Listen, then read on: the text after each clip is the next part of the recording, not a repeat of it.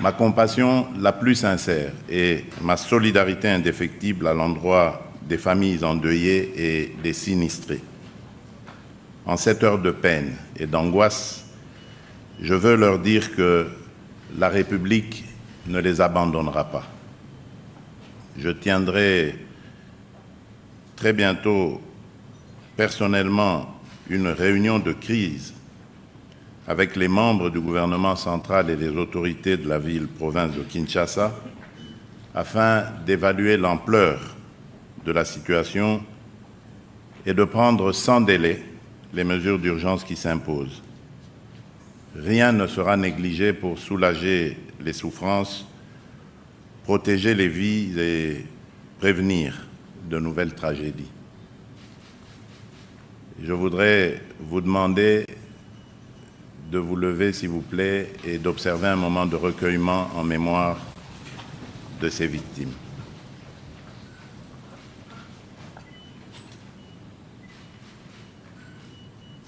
Je vous remercie.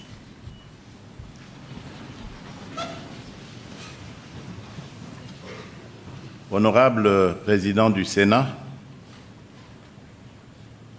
Madame la Première ministre, chef du gouvernement, ici représentée par le vice-premier ministre, ministre de l'Intérieur, Monsieur le Président de la Cour constitutionnelle et Président du Conseil supérieur de la magistrature, Madame et Messieurs les membres du Bureau du Conseil supérieur de la magistrature, Monsieur le ministre d'État, ministre de la Justice et garde des Sceaux, Messieurs les membres des institutions d'appui à la démocratie, Mesdames et Messieurs les membres du Conseil supérieur de la magistrature, distingués invités, Mesdames et Messieurs. En ce jour solennel, je m'adresse à vous en ma qualité de magistrat suprême, animé par le devoir et la responsabilité avec gravité mais aussi avec espoir. Espoir que cette session de l'Assemblée générale du Conseil supérieur de la magistrature soit une étape déterminante dans notre combat commun pour une justice équitable, intègre. Je voudrais à cette occasion féliciter le Bureau du Conseil supérieur de la magistrature ainsi que sanctionne toute atteinte aux droits fondamentaux de nos concitoyens. Dans un contexte marqué par les blessures profondes laissées par les conflits, notre peuple exige, avec force et légitimité, la vérité, la justice, l'équité et la réparation. Mesdames et Messieurs de l'appareil judiciaire, la République vous regarde. Elle attend de vous des actes clairs, des choix courageux, même s'ils sont parfois impopulaires, des décisions porteuses d'une rigueur morale et professionnelle irréprochable. Il vous revient de faire triompher à travers vos délibérations l'exigence d'une justice fondée sur la compétence, l'intégrité et l'efficacité. Il en va aussi du climat des affaires, moteur de tout développement.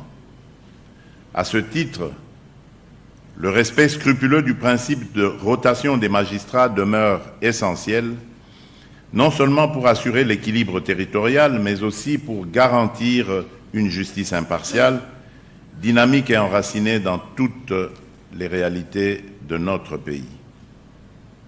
En effet, face à l'immensité de notre territoire et au défi d'un effectif encore insuffisant, j'ai initié le recrutement de 5000 magistrats civils et militaires. Le deuxième groupe a été nommé par mes ordonnances d'organisation judiciaire du 28 mars dernier. Il s'agit là d'une avancée majeure pour renforcer notre présence judiciaire sur tout le territoire national. Cependant, renforcer les effectifs ne suffit pas. Il faut également améliorer les conditions sociales des magistrats. J'ai veillé à ce que le gouvernement travaille étroitement avec le Conseil supérieur de la magistrature pour doter ce pouvoir de moyens nécessaires, fonctionnement effectif des chambres disciplinaires, indemnité de mutation, prime de brousse, prise en charge médicale et funéraire. Aujourd'hui, je me réjouis de constater que l'assurance santé pour les magistrats est devenue une réalité.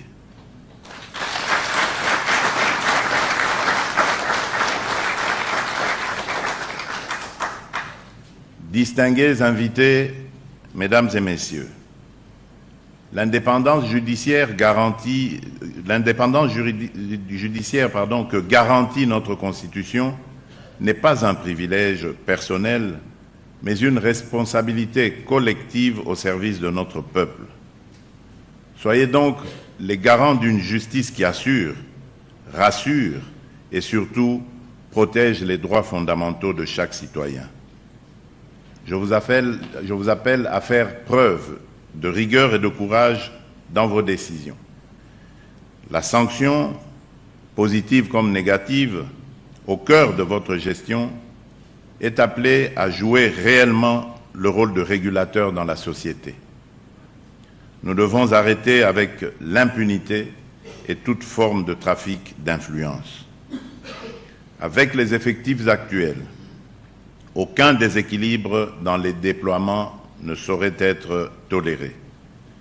Les animateurs de la justice doivent être choisis avec discernement sur la base de la probité morale, de la méritocratie et de la compétence.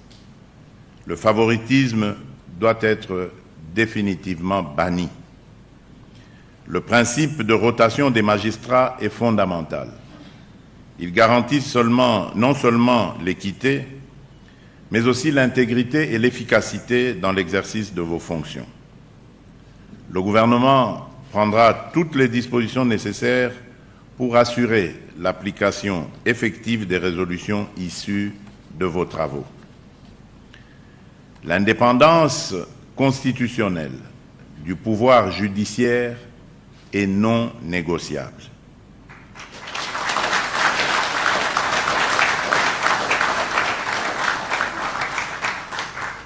En tant que garant du bon fonctionnement des institutions, je veillerai personnellement à la préservation de cette indépendance. Mais j'invite aussi les magistrats à se souvenir que cette indépendance n'est pas un privilège, elle est un devoir envers le peuple. C'est ici l'occasion de rappeler le pouvoir judiciaire, disciplinaire plutôt, sur les magistrats, reconnu au Conseil supérieur de la magistrature, qui ne doit pas être exercé avec complaisance ou qui ne peut être à géométrie variable. Il est temps de mettre fin à cette notion de double standard au sein de la magistrature, car dire le droit n'est pas synonyme d'être au-dessus de la loi ou de l'appliquer à sa convenance. À vous également, Mesdames et Messieurs du Bureau du Conseil supérieur de la magistrature, je vous rappelle que la loi s'applique à tous. Aussi, j'appelle à un partenariat renforcé entre le gouvernement et le Conseil supérieur de la magistrature en votre engagement. J'ai foi en votre capacité à faire renaître notre justice. Que ces assises marquent le point de départ d'une ère nouvelle, celle d'une justice digne, forte et impartiale. Sur ce, je déclare ouverte la session ordinaire de l'Assemblée générale du Conseil supérieur de la magistrature. Que vive le pouvoir judiciaire, que Dieu bénisse la République démocratique du Congo et son peuple. Je vous remercie.